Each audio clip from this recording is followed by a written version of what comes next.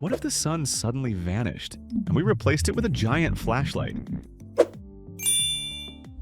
Imagine something the same size as the sun, about 1.4 million kilometers across, floating in space and shining directly at Earth. It never runs out of power, it just works. Problem solved, right? Not even close. The sun produces about 3.8 times 10 to the power of 26 watts of power. A powerful flashlight produces around 15 watts. To match the sun's energy, you'd need roughly 25 septillion flashlights.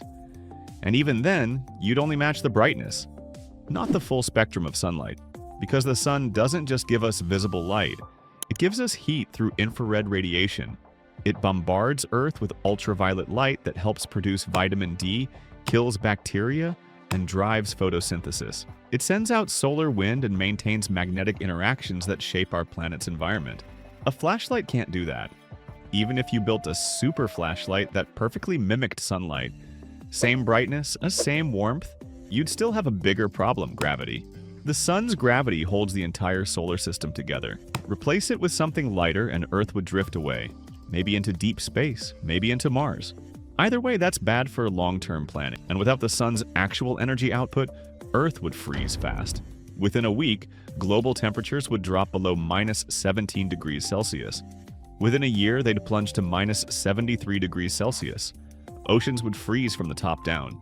Plants would die. Photosynthesis would stop. No plants means no oxygen production, no food chains, and eventually no us. So what if we upgraded the flashlight even further?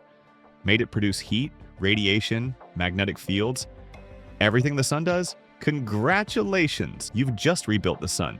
At that point, it's no longer a flashlight.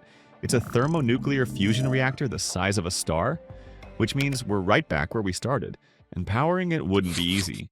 The sun converts about 4 million tons of matter into energy every second.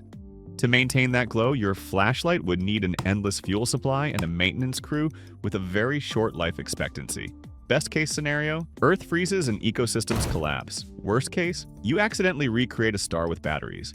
And if it ever turns off, even for a second, you wouldn't have time to say, oops. So maybe we shouldn't replace the sun.